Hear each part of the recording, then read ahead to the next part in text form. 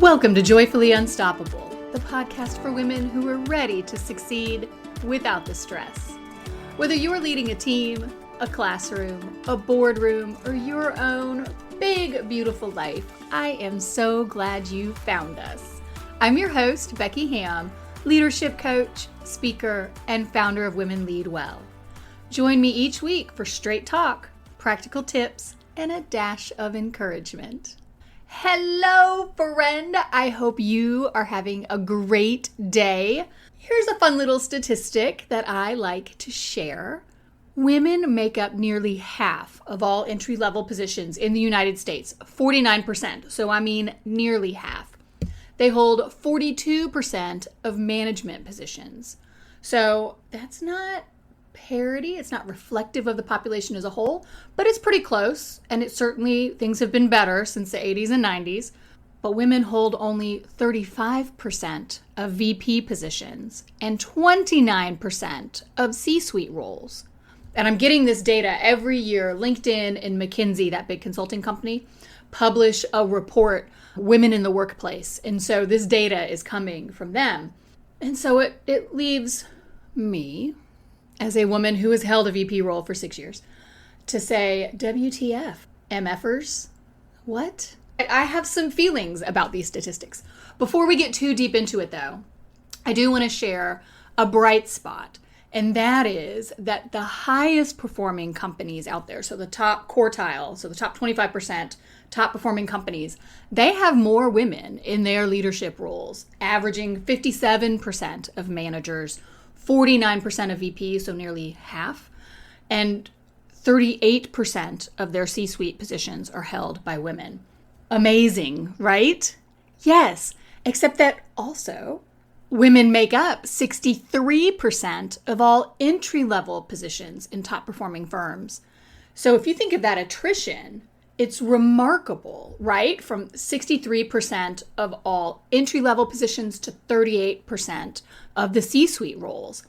And it's even more pronounced if you think about it in reverse, that men at top-performing companies make up only 37% of entry-level positions, but comprise 62% of all of the C-suite roles.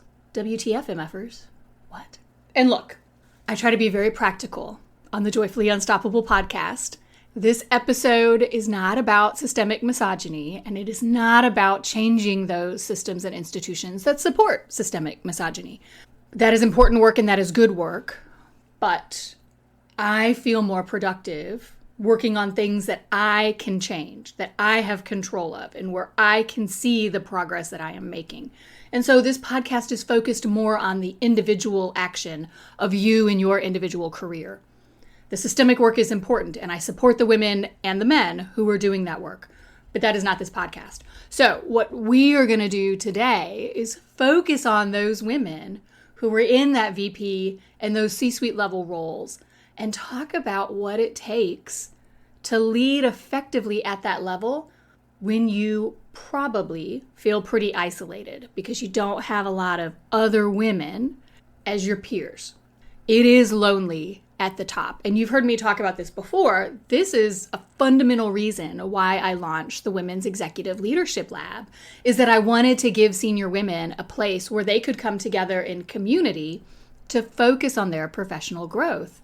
And as someone who has spent 15 years in a heavily male-dominated industry, including 6 of those at the VP level, I know that isolation firsthand. I know the tax of being a woman in a senior position. And so, hey, today that is what we're going to talk about. What do you do when you're the only woman in the room? And I want to break this into 2 pieces. The first is, how do you hold your own, especially if you're not being respected by your male counterparts? Because unfortunately, in 2026, that still happens. The second is, how do you build a strong support system if you are feeling isolated, if you are the only woman in the room or the only female VP, particularly if you're in a heavily male-dominated industry where the numbers might be even smaller than what McKinsey and LinkedIn are reporting. So how do you build a support system to give you the support that you deserve? But let's start with, how do you hold your own? I've got a few things that I want to share. And they're annoying. And let me acknowledge from the outset how annoying this episode is going to be. But it is what it is. If you want to play at this level, these are the rules as they exist today. May we do our best to change them. But thing number one is you just got to be twice as good. I know, I'm sorry. This is just the reality. Should the reality be different? Yes, absolutely. But until society changes, it is what it is, right? Luckily, I have a hunch that you don't find excellence to be particularly challenging. I bet you can be twice as good. What does it mean to be twice as good? Like concretely, so Becky, okay, great. That's a platitude. I hear it all the time, but what am I supposed to be doing? Well, it means preparing before you walk in the door, having your data locked on, having it analyzed and analyzed effectively, knowing it cold, being able to answer all the questions that somebody might ask. I was DMing with Barda Spuza. I hope I'm saying your name correctly, Barda. She's the director of strategic communications at the Marshall Center in Germany. And she mentioned that her approach to this is to show up as a problem solver, that she's not trying to prove that she's an effective leader. She's not trying to justify her place in the room. She just knows that anytime you walk into one of those rooms, you're there to solve a problem. If you're at the VP, the C-suite level, it's not hand-holding and glad-handing. Like, you are there because there's an issue. And at your level, your minds collectively need to weigh in on that issue. And so she shows up as the problem solver. She shows up prepared, consistent, professional in every interaction, and she's able to do her job and accomplish her priorities. And she said in our conversation, look, like, I'm not approaching the bias head on, either the gendered bias or the age bias, because a lot of women in these VP or C-suite roles are not in their 30s. Some are, and good for you, but a lot of them are a little bit older, and that age discrimination is another layer to all of this. And she says she didn't try to tackle that head on. She just shows up being the awesome woman that she is, focused on solving the problems, not justifying her existence. It's not about her, it's about what she can provide and deliver, and doing that consistently and professionally over time. And that has been effective for her. And I would concur. I think that is a great approach to take. And so the next thing that I would say, I want to drill down into this idea of being professional in every interaction. Because here's what that is not. That's not being a wallflower, right? You're in the room, but nobody knows what your voice sounds like because you never speak. That's not being obsequious, just agreeing with everything. Because if you're agreeable, maybe they'll think you belong there. Being professional means making yourself heard. You're in that room for a reason. Lean into that reason. You show up professionally by focusing, and hear this. And if you're new to a senior level role, hear this, because 100% this is the most important thing.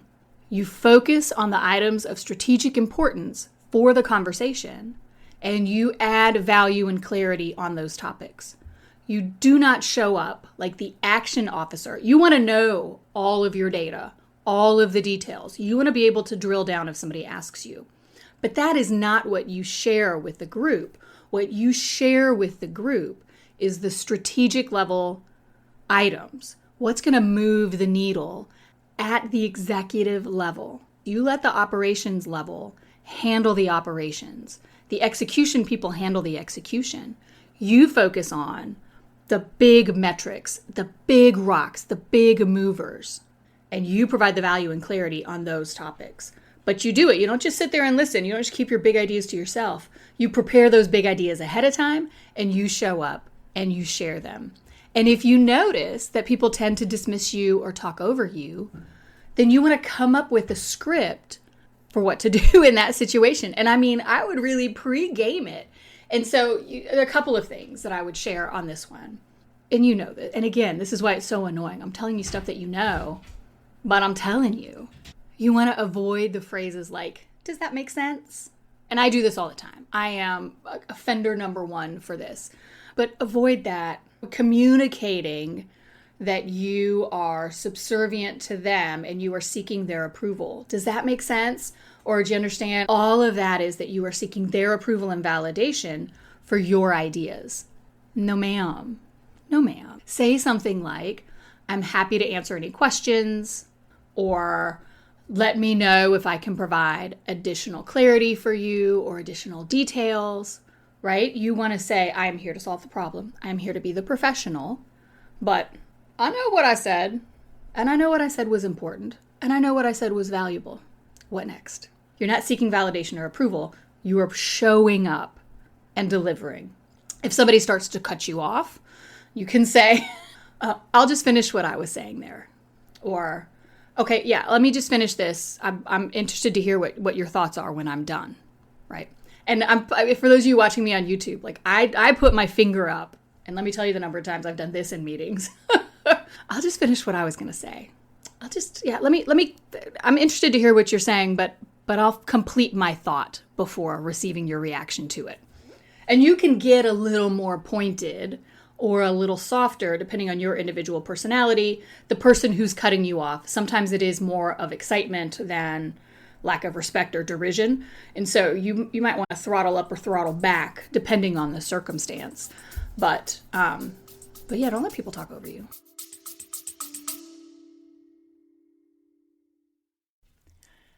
If you're leading at a high level and your days feel more crowded than intentional, I'm opening something new for you. The Women's Executive Leadership Lab is launching now in beta. It's a small, practical community for experienced women who want to develop the systems that support strategic action, not constant crisis, who want to learn how to delegate with confidence, knowing the work will be done to your standard and timeline, and connect with other amazing women who are shaping industries and improving lives. Head to womenleadwell.net/well to learn more. That's not cool. When you say that, I'll just finish what I was saying, or I'm interested to hear your thoughts once I've completed communicating my idea. Don't say that necessarily, but that's the intent, is like, you're not even listening to me. You're launching before you've actually heard what I've had to say. The key to whatever your response is going to be is really strong eye contact with the person who's cutting you off. You look them right in the eye and you tell them with your eyes, back the F up. You, the woman, you get to take up space, and they do not get to take your space from you. So the tone can be as pleasant as it can be. Your message, don't make it too soft, but like, I'll just finish what I was saying. Like, that's a pretty non-aggressive statement, particularly if you deliver it with that kind of just happy little voice. But the eyes are, I'm gonna cut you, right? The eye contact is what says back up. If someone, moving on. So that's how I would handle that if somebody's cutting you off. Let's say you throw an idea out there and you don't feel like it's landing. It just, maybe people don't pick it up, or the worst, 5 minutes later, some guy says the exact same thing and people start to connect to what he's saying. Then you just say something like, oh, I'm glad you agree with that idea I just shared, X, whatever it is. That's a great way forward. You want to figure out how to say the thing so that it matches you and what you would normally say. And so you figure out what vibes with you. Like, hey, Derek, yes, that's exactly what I meant when I said XYZ. I love that we're on the same page. Or you can even take that middle part out. Yeah, Derek, I'm so glad we're on the same page. Blah, blah, blah. Restate what you said before is a great way to move forward.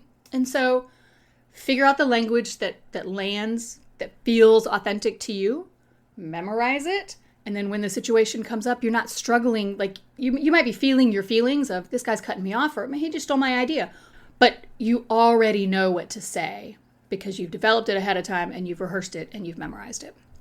Final point I'm going to share here, and then we're going to talk about support systems, is to always remember the importance of what happens before any meeting. Do what you can to shape the agenda so your priorities and requirements make the cut.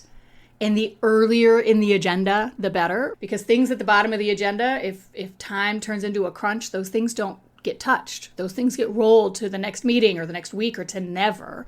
So if you have a priority item, you want it high on the agenda. So work with whoever creates the agenda for the meeting and get your stuff up there.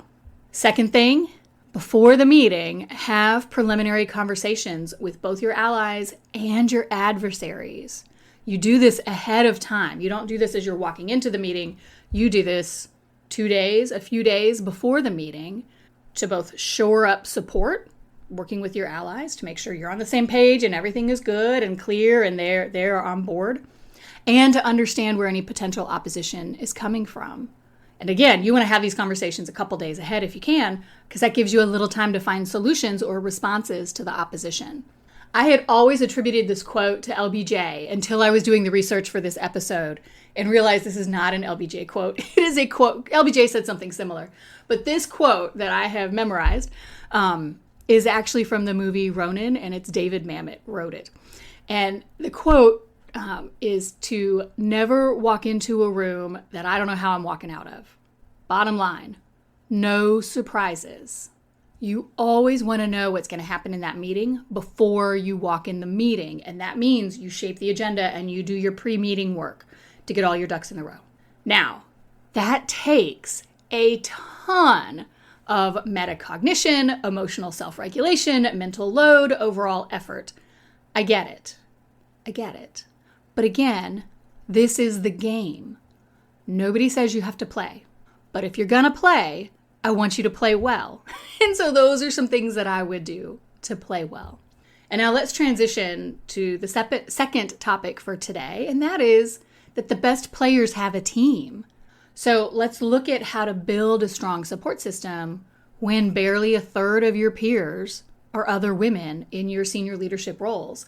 And look, you can obviously have supportive male colleagues, mentors, advocates, but they just don't know what it's like to be a woman in senior leadership. They just don't. They might be on your side, but they don't experience leadership the same way you do.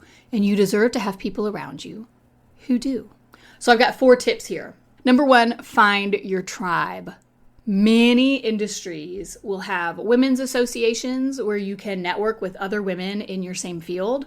Those are great for professional development opportunities, great for career opportunities, finding new jobs, as well as connecting with women who get what you're going through. So those are industry-specific women's organizations. I also love connecting with women in other industries for 2 reasons. 1, they just have a different perspective. Things operate differently in different industries, and so you get like real, objective, unique input on your situation, and that can be really fruitful and valuable. I also like connecting with women in different industries because I don't worry so much that anything I share might get back to an employer or a potential future employer. I have been very fortunate that some of my kids' friends' moms are successful senior leaders. And so I have been very intentional about cultivating relationships with those women. And our kids will go on a play date and have fun. And then mom and I can have an actual articulate professional conversation about our lives, about what's going on. And it's zero threat and super supportive and encouraging and lovely. But look, this is the key. And this is the key to all 4 of these items. You have got to be intentional. You know that you are too busy. With the 2 episodes ago, was it episode 51 on the sandwich generation? Everyone is too dang busy. So you, with intention, you offer to buy a coffee, offer to buy lunch, schedule the play date, join the Women's Executive Leadership Lab. But if you want this connection with other senior women who are operating at the same level as you, you have got to make it happen. I make it easy inside of Well, but you still have to join. Okay, so that is 1. That is find your tribe of other women in senior leadership roles in your industry, outside of your industry, through professional networks, through personal contacts. 2, you want to find your tribe that has absolutely nothing to do with work. And I see this a lot with my coaching clients, that there is a crazy successful woman who over-identifies with work and lacks any sort of outlet to provide emotional balance. So maybe it's pickleball, maybe it's church, whatever you enjoy outside of work. Be intentional about finding women who can make you laugh, who can fill your cup without having anything to do with work. purely fun, not professional. Number 3, diversify your network. What do I mean? I mean, find yourself a mentor, someone senior to you who's a step or two ahead, who can offer that wise counsel and advice. And then, if we're going to change these numbers, the statistics, then we need more women in senior leadership roles. And so you want a mentor, you want an advocate, someone who is saying, hey, Becky's amazing. Have you thought about her taking charge on X, right? Her for this role, for this promotion. So you want your mentor, you want your advocate. Could be the same person. Great if they're different, because that's just more people in your corner. But you, my sweet friend, you also should be a mentor to the women junior to you. How can you help them grow professionally? And again, you might have to be intentional. More junior women might not feel comfortable reaching out to you if you are in the VP or the C-suite level. And so that means you reaching out to them. Hey, I heard about your work on X. That was phenomenal. I'd love to buy you a cup of coffee and learn more. Or, hey, I heard you did such and such. Amazing. Can I bend your ear for a second? I want to ask you something. And then you just open that conversation with them. And it doesn't have to be all the time. Maybe it's once a month. Maybe it's once a quarter. You check in with your mentee and see how they're doing. See what support you can provide to them. And maybe it's once a month. Maybe once a quarter. You check out with your mentor, with your advocate, and bounce ideas off of them. You've got to be intentional. And then lastly, point number 4, so important and so often overlooked, is you got to be your own support. At the end of the day, it is great to have professional colleagues. It is great to have friends. It is great to have mentors and advocates and to be a mentor. But you are responsible for you. So how do you provide support to yourself? Well, you maintain the boundaries that you need. At the end of the day, it is your responsibility to ask for the support you need and to let other people know what you're available for. And you've got to hold the line. You've got to help yourself grow more comfortable, potentially, with saying no, with knowing you're going to disappoint some people. That is what it means to support yourself. Setting and maintaining those boundaries. Critical. The same is true for taking care of yourself, getting the sleep, the nutrition, the exercise you need to perform at your best is a key priority. I've said this before. You are the talent. You are responsible for taking care of yourself so that you can show up and be amazing. Your mentor, your peers, your girlfriends can't do that for you. You have to do it for yourself. But hey, look, I'm here for you. I have developed the Strategic Leaders Audit, which is a free resource to help you get clear on the type of support that would be most meaningful for you and how to show up for yourself. You can download it at womenleadwell.net/free resources, and I'll link it in the show notes below. Now, this feels like a tough love episode, but there you have it. It is lonely at the top, but there are things that you can do to have your voice heard, and there are things that you can do to have the support that you deserve. I hope this episode was helpful for you. And I'd love to hear your thoughts. You can shoot me a DM at @womenleadwell on all social platforms. And I hope you'll join me next week when we're going to talk about the fundamental job of a leader. You won't want to miss it. Okay, now, if today's episode spoke to you, I would love for you to share it with a friend. We need more women leading from alignment, not adrenaline. And if you haven't already, make sure to like this episode and subscribe so you don't miss next week's drop. Remember, joyful, sustainable, and authentic leadership is possible, and you deserve to enjoy every minute of it. Until next time, I'm Becky Hamm, and this is Joyfully Unstoppable.